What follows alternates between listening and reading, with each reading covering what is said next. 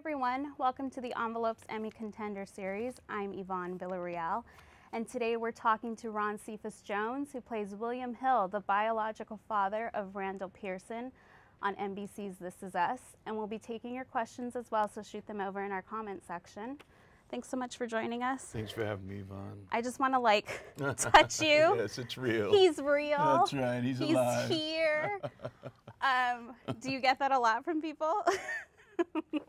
I have recently. Yeah. A lot of hugs. A lot of hugs? Lots of hugs, and I'll Yeah. take them. You know, I can use all the hugs I can get, you know. Wow. So it's a beautiful thing. How would you describe the experience of being on this series that has just touched a lot of people's hearts? Well, that would be a long story, but I guess, I don't know, words like miraculous, heartwarming, loving, I would describe it as a dream come true, a wonderful journey, a creative height, all those things. Yeah, how does it feel coming into this series at this stage of your career and experiencing this? Oh, it feels good. Yeah. It feels real good. Yeah. You know, because I feel like there's a sense that I've earned my way here. You know, I've worked a lot of years to get here, you know, and timing is always an important thing. So the timing for this character couldn't have been more perfect, you know. Well, talk to me about how you got word about this role and, auditioning for it. And did you have any hesitations at first about, playing an absentee father? And then talk about, the way this story was told that sort of alleviated any of those fears of that. Well, I came about it from the regular process of an audition. I got the call from my agent. Bernie Chelsea was casting, and I went in, and I always had good luck in Bernie's room. And I've been around there for a while in New York. I booked a lot of theater out of Bernie's office. But that was number one. I felt comfortable going into the audition, but I prepared for it. And I automatically knew from reading the sides how special the writing was. So I wasn't concerned about the character at that point. I was concerned with just making sure I did enough homework to get across what was on the sides, and I immediately related to the character. And I just hoped that the work would shine through. You know, I was always worried sometimes when I get auditions where I'm playing an older person because I don't have an on-camera older look. But I didn't think about that at that point. I just went in and did the work, and it was the work that John and Glenn were looking at, and later Dan saw on tape, and I booked the role the next day. I didn't have a call back, and got an email from Dan saying that, you know, he saw the tape, and the work was exactly what he was looking for. It was, he said it was honest and truth, so much truth in it and layered. So I was like, yeah, I was very excited about that. Finally, someone on the writing side and producing side saw the work and hired me for the work and not just about anything else, you know. And then the look and all the stuff that came with the character came later. So that's how I got to the character. And I had no premonition from the first read that it was going to be a great series. I didn't know how many people were going to, you know, take on to it as they did. But I did know from the first read, as well as Sterling and Susan, we talked about it after the first table read, that I think we have something very special here. But you know, it's almost like you didn't want to say it because you didn't want to jinx it. You know what I mean? Yeah. Yeah. Well, how about developing that father-son, rapport with Sterling? You had known of each other beforehand? I knew of Sterling, yeah, from New York, actually. Again, he came out of NYU and was in a play by Susan Laurie Parks called Father Comes Home from the War. Right.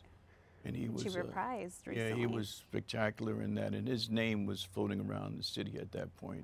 This really wonderful actor, and then he went on to do some other things here in Hollywood, and then some years later, I saw him with Terrell McCraney, put us together to workshop some stuff for a play that Terrell was working on, and then that's when I personally met Sterling. I hadn't seen him since then until we got on set. So I knew he had a really definitive way of working. I knew he was a very fine actor. And so to be able to work against him was also a dream come true, because we were at that level, you know, where we could really layer and had a good understanding of how each other worked. That seemed to be symbiotic right off the bat. Did you spend a lot of time together offset to sort of, No, yeah, not a it lot. just all came together? Yeah, it's just something, there's a certain amount of respect that you go on with certain actors that they know you both can rise and bring each other and make each other better. And you get excited about that when you work with that type of actor, because you know that whatever happens, they're going to help make you better and you're going to help make them better. And it's going to be better for the scene and for the story. So your focus is about the story and not me, me, me. And Sterling's a very giving actor like that. So, and I feel like I work the same way. So that just sort of started to happen, you know, and he knew Randall and I knew William. And so, yeah. What did working on this series sort of bring up for you? Like, what did it get you to start thinking about? Like, did you... Everything that everyone else thinks about.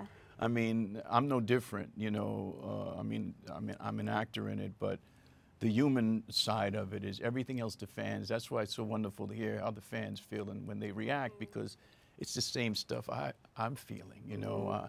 I have people in my family who are dealing with cancer. I have people in my family who have passed away. I have people in my family who are going through the same kind of stuff that the people, the Pearsons are, you know. So, and I definitely have people in my family who are almost exactly like William. So there's not, you don't have to reach far. You just have to reach far within. Don't have to reach far outwardly, because the character's there inside from my own experiences growing up with men like him. You know. Did it change the sort of conversations you have with your daughter? Like, I know now, like, I pepper my mom with questions about, like, what was it like before you had us? Like, I know the story of how you met Dad, but like, who were you before all of this? And did you find that you were having those types of conversations? Or My daughter? Yeah. Well, my daughter and I have been having those conversations all along. Yeah, it really wasn't about the show. I think more, the thing about my daughter here with this show is that there's a little bit of a disconnect because it's difficult to watch. And I think for her, it's just a little difficult right now for her to watch me in that scenario.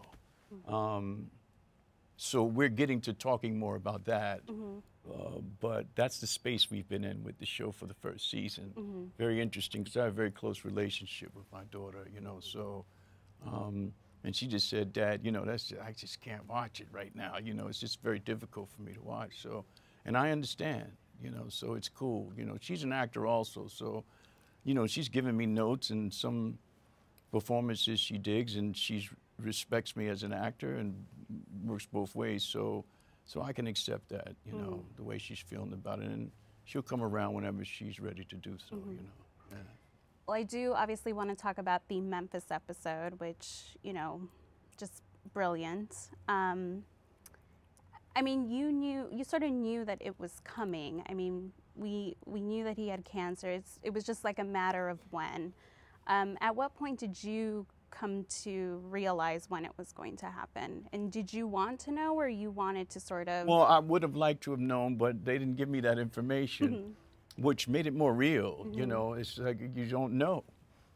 And so I think in the end, it was better that I didn't know up until maybe an episode prior. Wow. So I would come in each week, read the script, thinking, is this the episode that he's going to die? The same way I guess William would do if he wakes up that morning and say, I wonder if this is the day that I'm going to die. So I kind of carried that, and that was difficult, emotionally difficult, to feel that and know that people feel that feeling every day. The unknown. That was very difficult. Even thinking about it now, it makes me feel something. It's just a difficult process. It was a difficult process. Well, and you guys shot the hospital scene that comes at the end of the episode. You shot that first, right? Yeah, thank God. You know, because that was a difficult scene, both for Sterling and I. We made it easier. We made it because of our technique and our way of working with the camera and the directors. So we didn't have to elongate it and string it out to where it became very melodramatic. It was what it was in that moment, and that's what they got, and that's what they were happy with, you know, and that was enough for us, you know. But how was it to go there right away? To like, was that just emotionally exhausting? Well, to at that go point, you there? knew it was coming. Yeah. You know, you had that whole day. You Yeah. knew what you were doing. So that's why it was good that we did it first, to get it out, that part out of the way, you know, and because that was the crucial moment. That was a very important and significant and lifetime moment. And but it was so much trust there with Sterling and I. It made it easy for us to do it in that way. So hard and easy, I know it sounds like I'm contradicting myself, but it was easy in that way that we were both experienced and had the technique to make it work, but it was hard because of where you had to be. Yeah. Does that make sense? No, it does. Okay. But I mean, how do you, what conversations did you have with him before, you know? Not much. Not much? No. How did you feel like stepping onto the set? Like even the drive there that morning? Like, I how felt like was that? William in a hospital, Yeah. waiting to die. Wow. Basically, that's what it is. That's what was occurring. You were waiting to die. So even backstage or off camera, you're sitting there with a coffee, you know, waiting to die. So, I mean, the feeling's there. You can't get rid of it. That's what I mean by it was very difficult to hold on to that for a while you're doing it, you know. That's why we didn't talk a lot. There wasn't really a lot to talk about. In those moments, you know. That's not to say that Sterling and I don't have a lot to talk about. But in that moment, we understood that we didn't really need to talk and try to soothe each other or make each other, you know, we just were where we were. Was it fulfilling to see that we got to see a little bit more about William's story in this episode, a little bit more of who he was, the circumstances he faced, and you know, even how he responded to death, how death changed his life to lead him to where he was? I thought it was ingenious. The whole episode looked like a mini film of William and Randall's life, you know. It was honorable and it was awesome to have a whole episode dedicated to their relationship, man. It meant the world to me, you know, and to Sterling also, you know. So it was just beautiful. The whole day was filled with extraordinary things for me, you know. Historically, anyway, Memphis is one of those cities that I've been through, I've studied, I know people that are from there.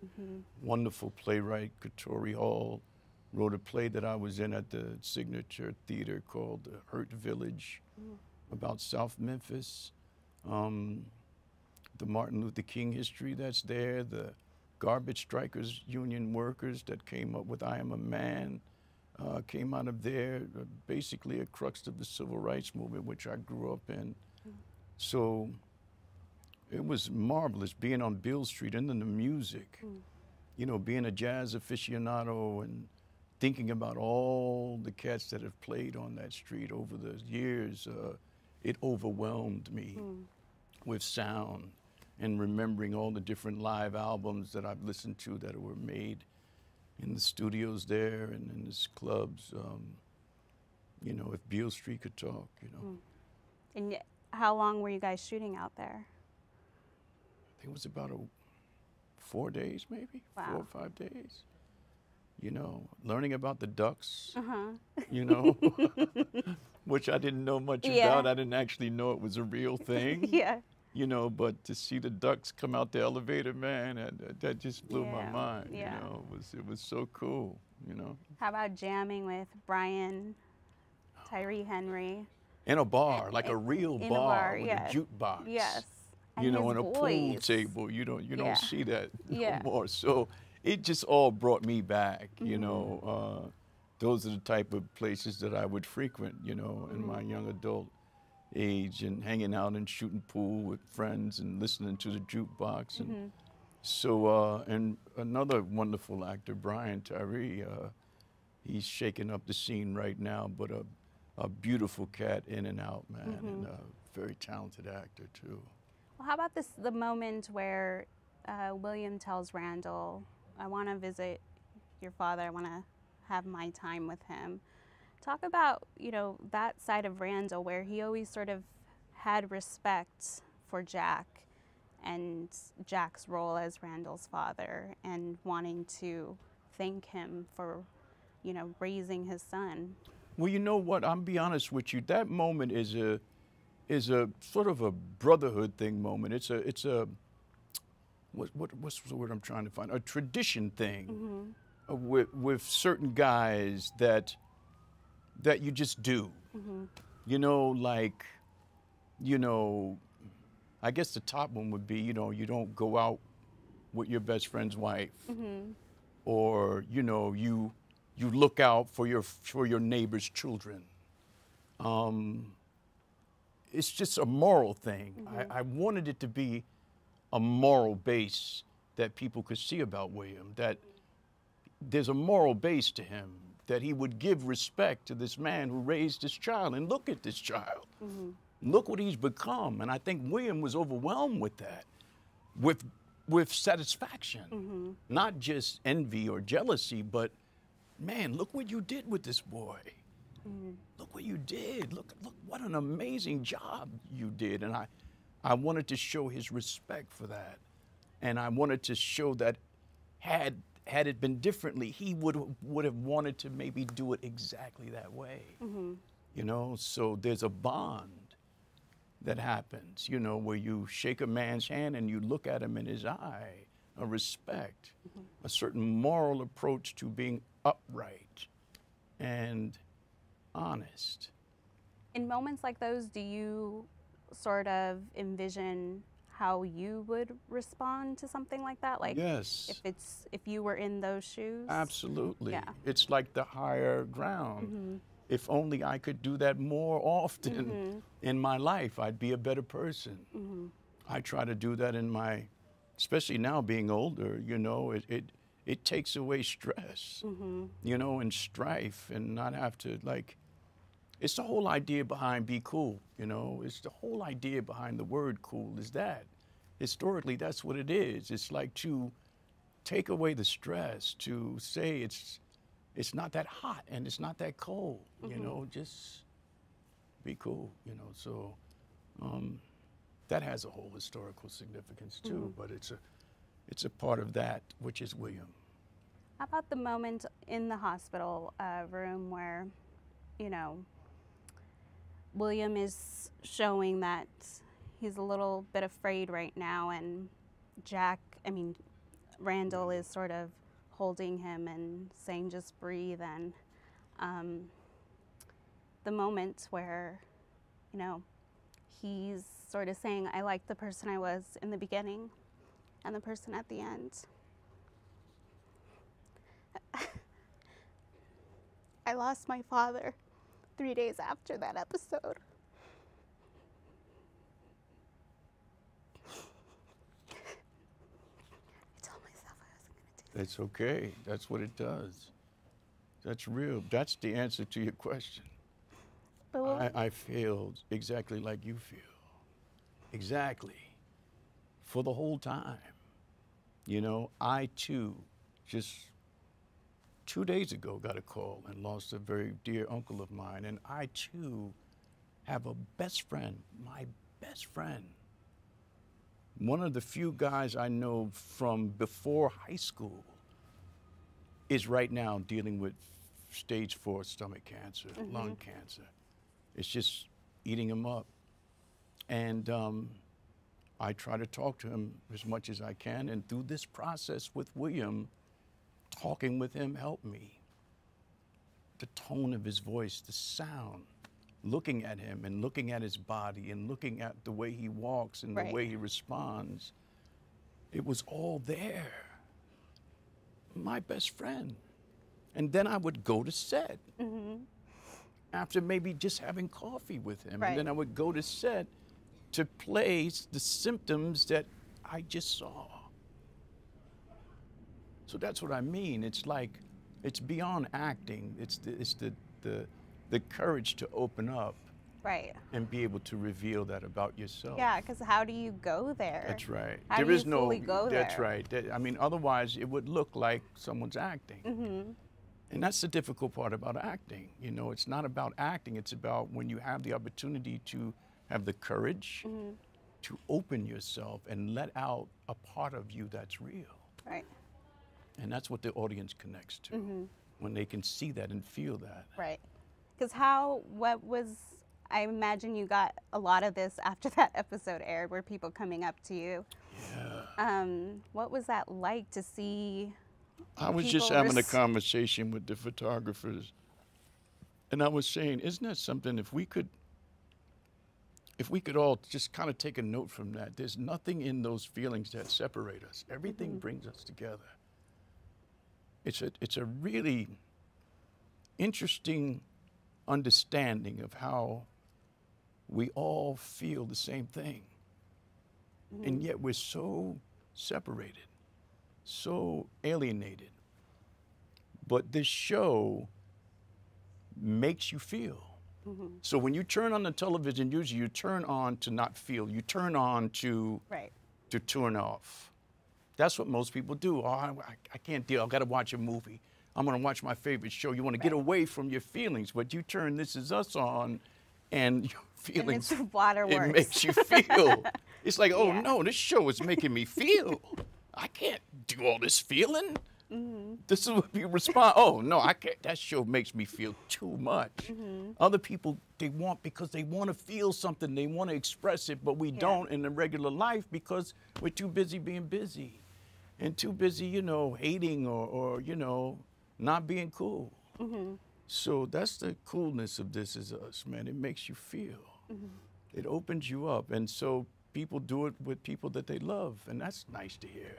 People get around and watch the show with their family or good friends, you know, and they leave with this sort of broader understanding that they're connected to millions of other people that are feeling the same thing. Imagine that. You know, we don't just take a minute for us to think about that. For 1 hour around the world, millions of people are feeling the exact same thing. Is it? But we can't agree on something as simple as whatever. It's deep. Was the deepness hard to, like, did you start thinking a lot about death, like your own death and what that? After the fact, I have conversations about people about death. Yeah. Which is interesting because usually it's not something you sit around and talk about. No, exactly. When you're having, you know, tea and biscuits, you know what I mean? But it is reality of life, and certainly, you know, at my age, you know, having a child that's 27 and getting on in age, you know, I'm sure most people, women and men of my age, do think about those things, mostly through the health part of it. You know, so man, I got to keep my health together. You know, I got to eat some more fiber. You know, got to get more protein, just to have a few more moments on this earth to smile, to love, to do what I love to do. You know. Well, we saw how William's mother's death changed him. How do you hope Randall is changed by William's death? Like, obviously, it took a different turn for William, but what do you hope to see from Randall? You know, he's lost both fathers now. Yeah, I don't know. You know, I mean, I'm sure there's going to be some immense amount of resilience and change with Randall, you know, and that's the beauty of the writing room. I mean, that could be a cornucopia of things, and we're all looking forward to that next season. You know, how will we see William? What way are we going to see him, and how much are we going to see him? And is it dream sequence, flashback? But he will be there. Good. I was going to say. Yeah. How soon after that episode did you ask Dan? No, that was one of the first things I wanted to get, you know, because I didn't know. Yeah. And I wanted to come back. And also that part of the death is the feeling that you're leaving another family. Right. So, and then when I was assured later on, not too long back, that, you know, yes, we're definitely bringing back William, you know, so I'm excited about it. I can't wait. You know, all of us can't. We text each other. We have a party text I've thing. seen these text chains. They're insane. They are crazy, you know. Do you ever get annoyed well, by most how of it much? goes over my head, and they know that about me. You know, I'm not a very big computer person, but and so they laugh at me, I'm sure, because most of it goes over my head. How often know? do you respond? Not a lot. And when I do, it's a couple of words. Oh, you crazy cats, you know. It's like, No, they say it's a very like they can only fit 10 people, and some people are like, "Why aren't I on this text chain?" Yeah, People yeah. say you're on it, so no, that's those good. cats got their own language, you know, their own gift things they do, and so it's funny to me. I laugh at how it just some of that stuff just go, and I don't even ask, you know. It's like there's no point in asking. You know? What did the cast? What feedback did you get from the cast after that episode? Oh, everybody was supportive. Yeah. We all give each other feedback from. I mean, from Milo's episode to Mandy's episode to the granddaughter's episodes. I mean, everybody shines in it so brilliantly. You know what I mean? After Chris's episode, the thing where he fainted, Yeah. and Chrissy doing all this wonderful stuff all over the place, and Justin just bursting out with this other layer that starts to happen with him that's so beautiful, and he plays it so magnificently. I mean, we all are fans of each other. You know, I think that's it. We constantly push each other to raise the bar. And I think that's where our foundation of our friendship comes from, that there's just an immense amount of respect for the way that the actors are bringing the work to the writing. What did you find most inspiring about playing William, or what did you take away the most from that time with him? Good writing. Good writing is everything. Yeah. I was so inspired by the writing. As an actor, it's just rare you get to do that type of dialogue and monologues, and the way Dan's able to stretch out monologues for actors, and the way the camera is able to be still with actors also. It doesn't move a lot, and it doesn't have a lot of choppy movement. It's very smooth and subtle movements. The camera work is amazing if you look at it from that perspective too. All of those cats have just done an amazing job. Before season 2 starts, can you at least try to get on Twitter? Yeah, I'm working on it. Because I've had to pass a lot of messages along to Sterling to pass on to you, because I'm like, I need to let him know this. Right. Does he how are you getting feedback? Him and Susan have been on me since day one. You know, they're like, come on, Ron. You know, you got fans that want to hear. They got questions. You know, so. But I am on Facebook. You know, and that's good. And I answer back with people post me on Facebook, and I try to answer back as much as I can. You know, I just got the idea of doing it constantly. It is a lot. Yeah. Hire it's someone. Just I don't come from that generation, you know, so sometimes I feel like, what's the phrase I say? Things are moving faster than my sense of time, you know? And I believe it or not, when I'm in New York, I'm still looking for a phone booth. You know, it's like, oh, Ron. I swear to you. We got a question on Twitter from Colleen. Did you meet with, it's Jermel? Yeah. I want to make sure I'm saying it right. To help him with playing the younger version of William. Yeah, just a bit. Yeah. I mean, he had his finger on the pulse also, but we chatted. Yeah. You know, inside the trailers a couple of times, and but it was amazing when I first saw him how much he looked like me. I mean, body type wise, and facial structure. I mean, they did an amazing job again. Right. But Jamel has chops, and so once that was established, you know, we didn't have to talk a lot. You know, he knew what he was doing, and he did it well. So we didn't talk a lot, but we talked about other things. You know, yeah. How often do you get asked if you know how Jack dies? All the time. All the time? Yeah, everybody does. Do you know? Did they don't tell know. you? They know. But that's another one of those things that went over my head. And I still don't have a clue how Jack dies. I know some of them know. I think Milo knows, or Mandy might know. Sterling might know. A few other people might know, but I don't know. And you're fine with that? Yeah, I'm cool with it. it. I'll find out when everyone else does. That's exciting to me too, you know, because I'm a fan too, you know. Well, let's do a lightning round, actually, of questions, if you don't mind. Last show you binged? Peaky Blinders. Ooh, nice. A show that you love that you would like to see other people watch? Oh, Luke Cage, Hero Fire. Good one. A classic show that you would like to be on, or would have liked to have been on? The Wire. Ooh, good one.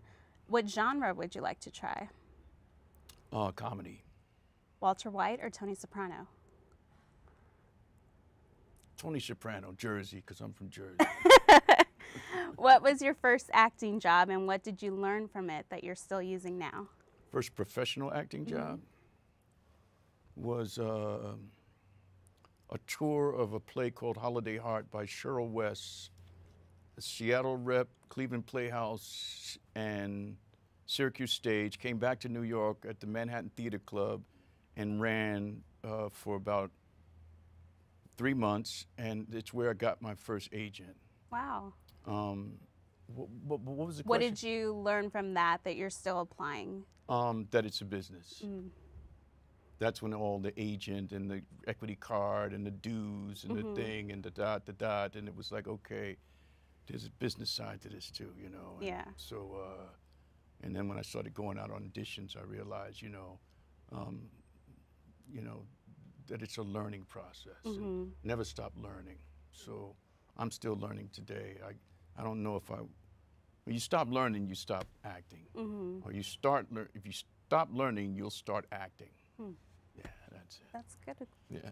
Nice.